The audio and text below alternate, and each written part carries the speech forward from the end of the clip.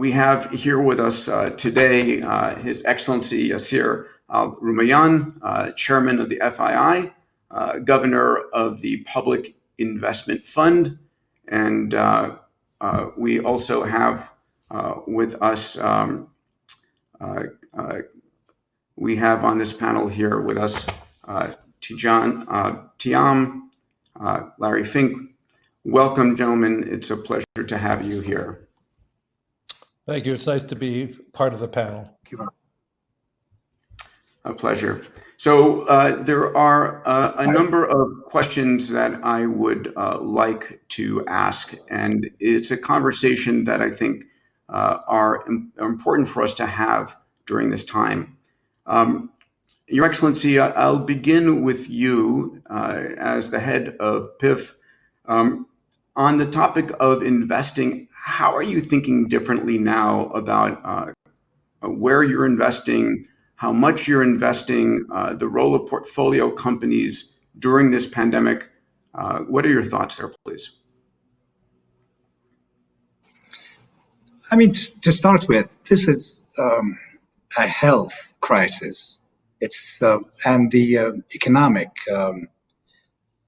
crisis is a result of this health crisis. So, and that's I think the dilemma, because in economic crisis, you know exactly what you're up against. But in here, the uncertainty that we have from the health crisis is a big challenge.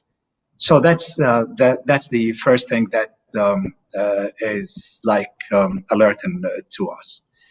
But for the economy, I mean, if you look at the intervention of the government, especially the U.S. government and the rest of the governments from China, the UK, Saudi Arabia, most of the other G20 countries and the other countries, it was really unprecedented. Because if you want to compare what is happening right now from the government stimulus, the physical stimulus and the quantitative easing is really coming in big, and it came in early on. And I think the difference between this time and the 2008 crisis, financial crisis, was that we have determined what is the problem and we're trying to fix it. So we're going to fix the core of the problem rather than the results of it. And that's what is different from 2020 to 2008.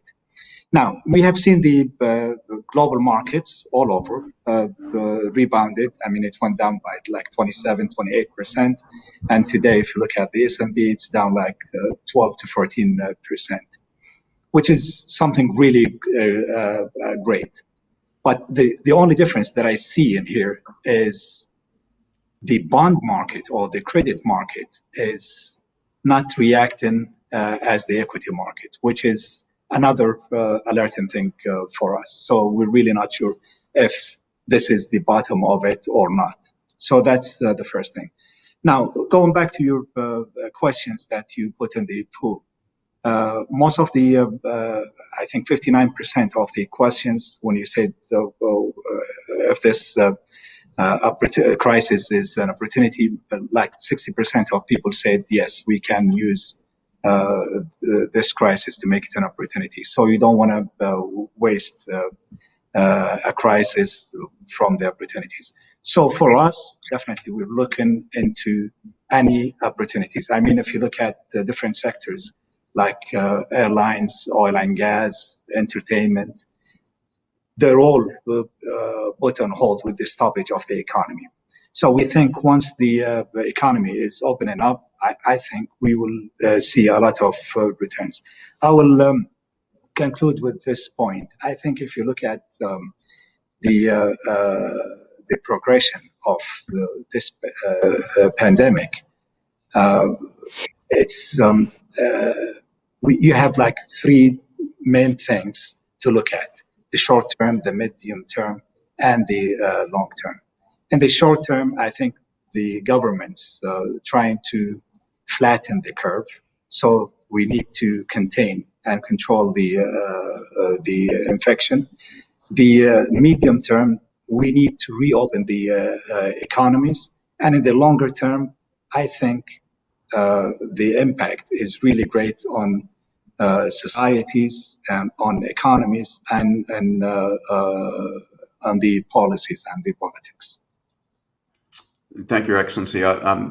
Larry Fink, founder, chairman, CEO of BlackRock. It's an honor to have you here as well. Thank you for joining us this morning.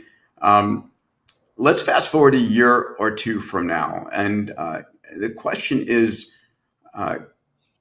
if you could, what will that look like? How is society going to change post-pandemic? What have you been thinking about? The breadth of your reach is extraordinary. Yeah. Well, thanks, Peter. Yasir, it's always good to be part of a panel with you. The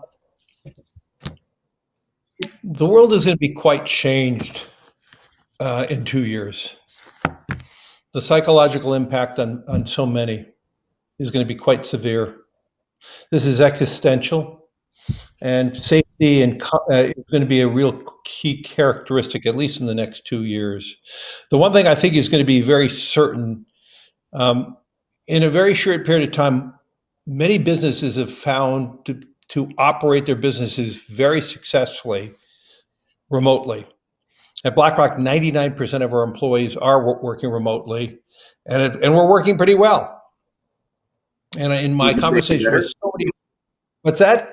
Would you say better? I heard a lot of CEOs I've spoken to have felt like the level of energy and efficiency working remotely has actually been higher than coming to the office.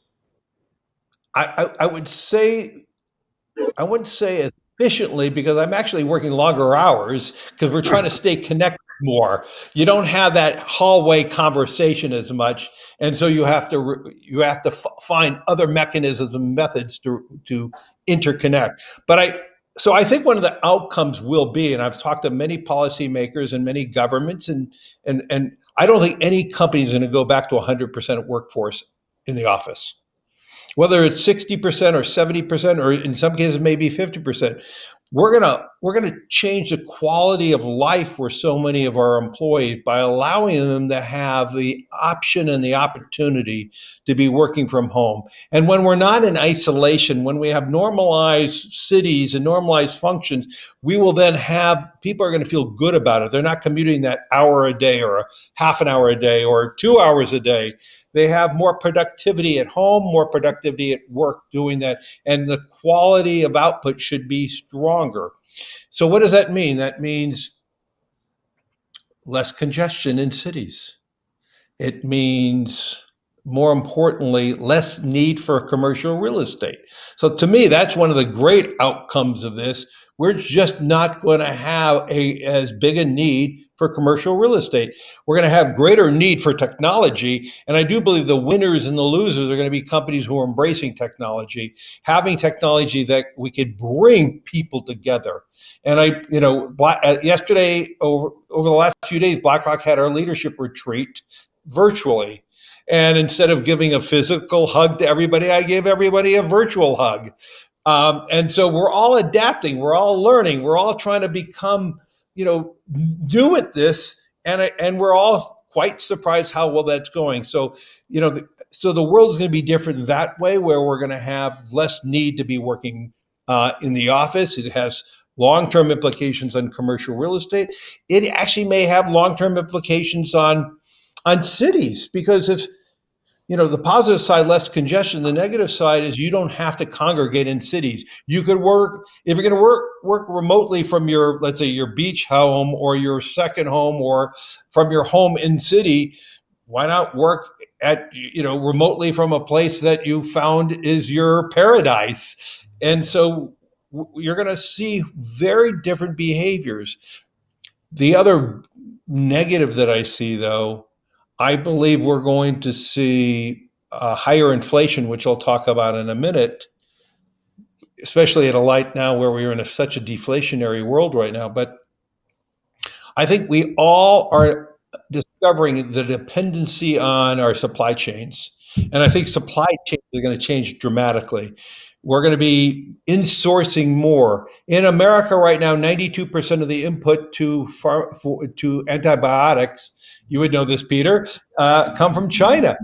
And so do we really want to have those type of dependencies on needs of such importance?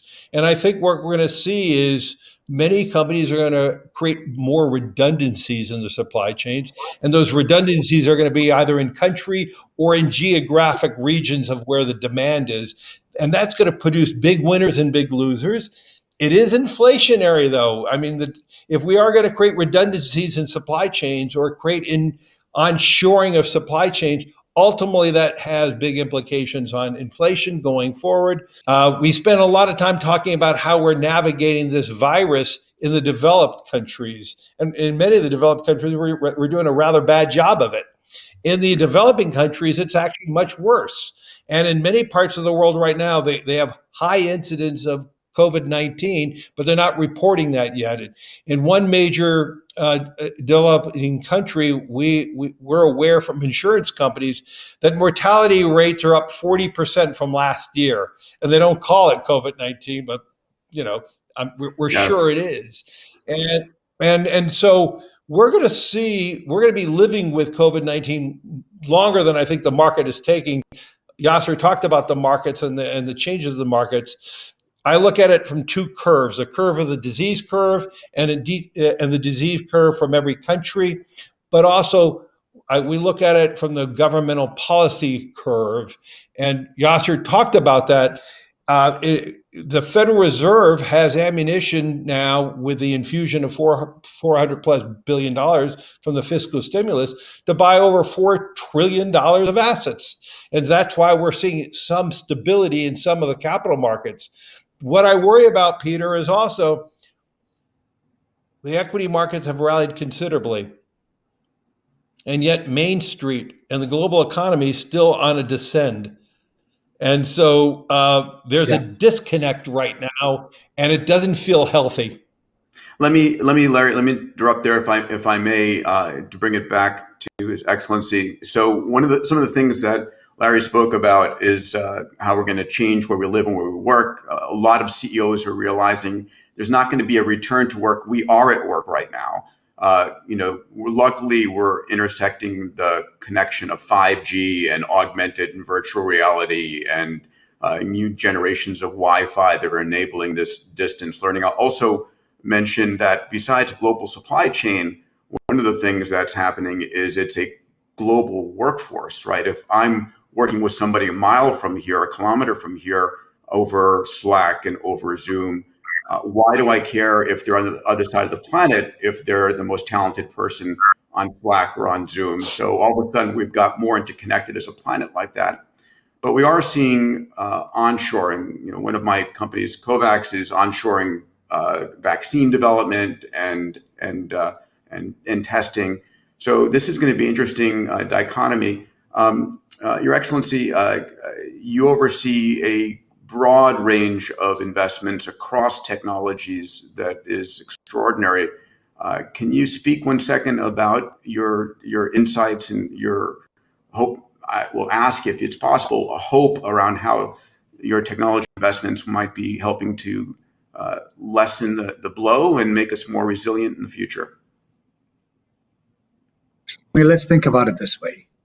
Had this pandemic happened 20 years ago, or 10 years ago, or even 5 years ago, we would have been in a really bigger problem.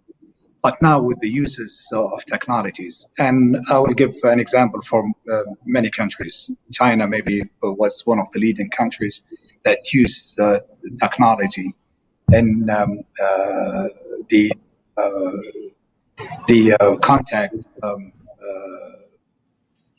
to see if the infections, how they take the infected people, what are the uses of the big data and analytics. If you want to add all of these things together, I think we are in a better position. Larry was saying like 99% of his workforce is working remotely, which is fine. For us in the PIF, I think it's about 95% or so are working remotely. And the efficiency level, to Larry's point, is really big. I mean, we have almost 90% of our people are using virtual meetings, one-on-one or different meetings, which is really unprecedented, and the increase there is just amazing. But the problem is, not all of the other sectors can do the same. Restaurants cannot do this. Airlines cannot do this. Cruise liners cannot do this. Many other sectors in the economy cannot. So the problem is the use of technology is helping us, definitely. I have no doubts on my mind. But is it working for everything? I mean, for the e-commerce and the logistics, they're doing marvelously well. But companies like, in the transport, they're really suffering big out of this pandemic. And as I said earlier, in the shorter term, we need to look at the flattening the curve, but we have to think about reopening the economies around the world, not only in here. Now, many of our investments in technologies are doing extremely well. And I will give just an example, Babylon, which is in health care, and they do it remotely. The UK government reached out to them to help them in the COVID-19 assistance for the infected, and they're doing extremely well. So the uses of technologies definitely will help us getting out of this pandemic, but unfortunately, it's not gonna help in all specters. So that's in a nutshell what I think about our investments. Thank you. Allow me to please welcome to our main stage here, Tidjane Thiam.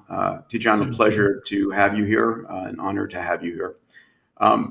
You serve as African Union Special Envoy on COVID-19, a tremendous responsibility during this time, and former minister and former CEO of Prudential and Credit Suisse. So this panel has the focus on technology to the rescue, and I think about Africa as a nation that, as His Excellency was saying, if it was responding to this crisis 10, 20, 30 years ago, would have been a much more difficult response.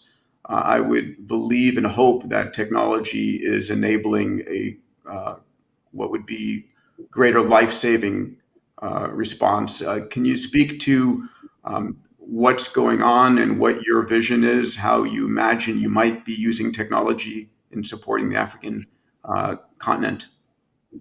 Yeah, thank you, Peter, and hello, Yasir. It's a pleasure to see you and Larry on this panel. Thank you for giving me a chance to talk about Africa. It's absolutely fascinating what's happening there. I mean, as has been said, this is the first time we have a crisis that impacts everybody at the same time, in the same way.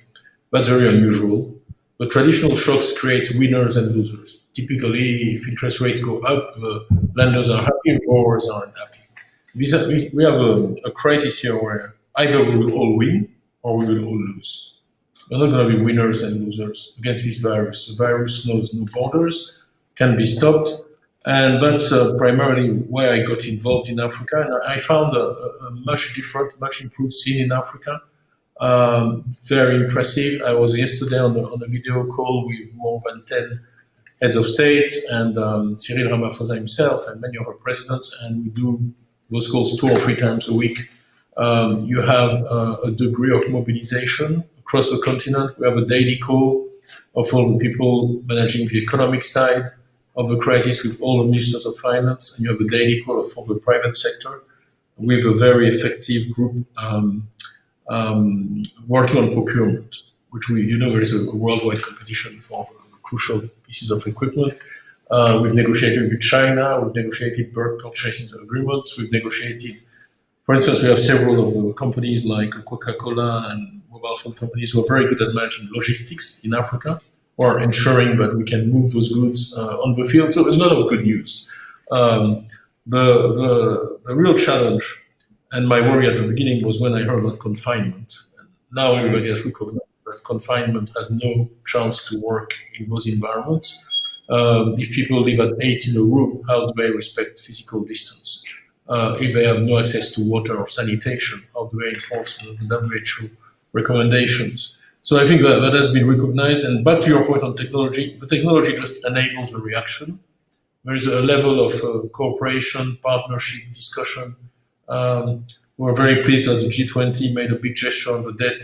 And thank you to Saudi Arabia, who's hosting it last week. It's it's going to save a lot of lives, but all that is technology enabled. Then when you go on the field, I'll just give you a few concrete examples. Take a country like Liberia. You have not heard them in the news because they found they started looking for infected people very easily. They found 3 people. They realized that they had been in contact with 434 people, which we were able to identify very quickly through technology. Within a few hours, we isolated the 434, contained the infection and the contagion. And what you're seeing is that we're all learning from other countries and from the experiences of other countries. It's vital to stop the diffusion of the virus in Africa because there is no hospital capacity to treat it. We've been buying ventilators, getting them there, testing equipment, but really, if it takes off, it will be a disaster because we have 1.8 bed per 1,000 inhabitants. And that's just, there is no capacity to treat them. Yeah. And ventilators are not a panacea. Something like 90% of people who get on the ventilators are not getting off, the statistics are saying. So preventing it is critical. Yeah. Prevention is critical. And the other side of this, which I'm quite strong on, the moratorium on the debt was a vital idea. You see, because initially people said, oh, Africa needs aid, and we said no. All those countries are paying huge amount of their debts every month. That's budgeted. The money is ready to go out. So if we stop those payments, we immediately put money in the coffers of the government that they can immediately spend. They don't have to disburse it through the World Bank or the IMF, etc. So that's been endorsed. It's a big oxygen balloon. You have now almost 50 African countries who've gotten something. Now the question is they need to use that well. And the other way we are using technology is to channel the money to the population and the target groups. About 80% of Africans have a mobile now. 80%, it's a lot, including in rural areas.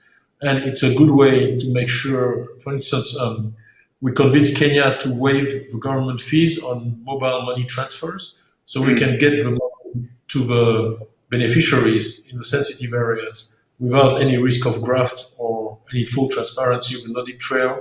And we're extending that in a number of countries. So it's a mixed picture. It's a big challenge, but the good news is that Africa has changed a lot, and the capability to address this is much stronger.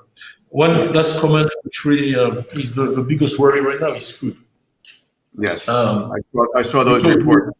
Yeah. Exactly. Because with the confinement, these people are on daily incomes. They have no income, so they cannot buy food. And really what we are working on, we had a big meeting yesterday on that, is really how can we get food again on the field without encouraging the spread of the illness. But on technology, like Yasir and Larry, I think some things, the handshakes is probably fatally damaged. It will struggle to come back. But the other revolutions are just accelerations of things that were underway. The video conferencing, I think the hotels will suffer. I think you will definitely see a shrinkage in the volume of travel because everybody has realized this is so convenient. And I think Larry did he does the virtual hug. We haven't seen that. Yes. Tidjane, I thank you for joining us today, and I wish you the very best of luck with the mission that you have. It's critical, and I hope that technology is able to allow you to enable to do the mission that you've been given at a critical time. But thank you again for joining us. Your Excellency, I'd like to close this session with a question and comments to you, if I may. And I'd like to close, hopefully, on a sense of reasons for hope and optimism, which I think we all need. But we need to feel empowered. We need to feel hopeful. We need to be optimistic about our abilities to address this. And so, after the Great Plague, we had the Renaissance. Recently, after 2008, we had Uber, the creation of Uber, Airbnb, WhatsApp, Venmo, a multitude of companies that came out of this. Technology has a chance to give us a fighting chance and to enable people to work, hopefully get more food and such. I'm just curious how you think we can leverage technology to become more resilient as a people. And I also want to thank you again for chairing the FII, which is a forum where we can have these kinds of conversations. I mean, to answer your question, what we have in here today is basically the use of technology. A few years ago, you couldn't do this kind of virtual conference. We have like 2,000-3,000 people watching us, and we have people from different continents, from the Americas, from Europe, from the Middle East, Africa, Asia, Australia, all at the same time talking without any interruption. So I think the uses of technology would definitely help us in many sectors. But what I'm really pessimist about is the other sectors that cannot be replaced by technology. So, I'm sure that with any big pandemic that we've seen over the decades and centuries, there is always a good opportunity will come out of it, just like what you said. So we're waiting to know what's going to be the next big thing or the biggest winner out of this.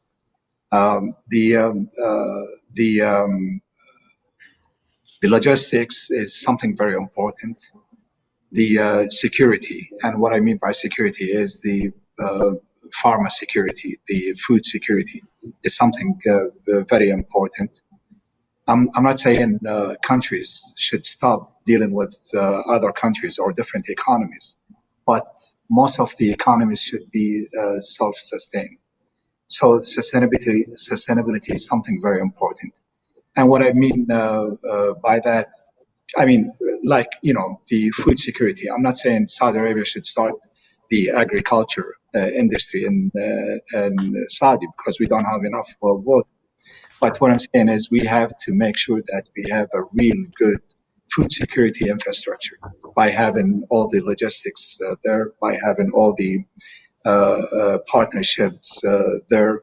The same thing is applicable in pharma and in many other sectors.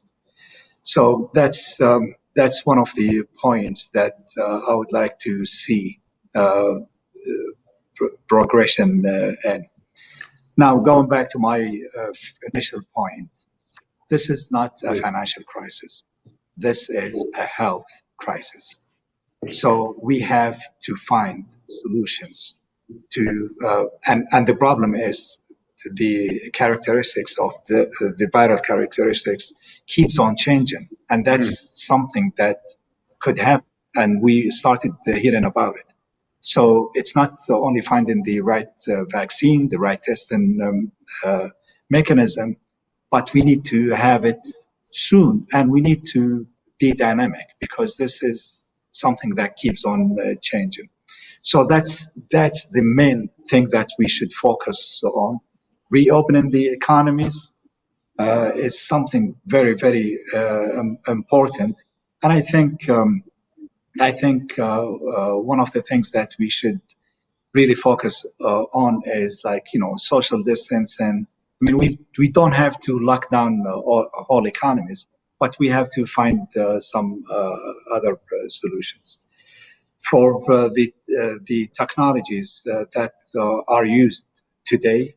I think we can empower it more and have a better use.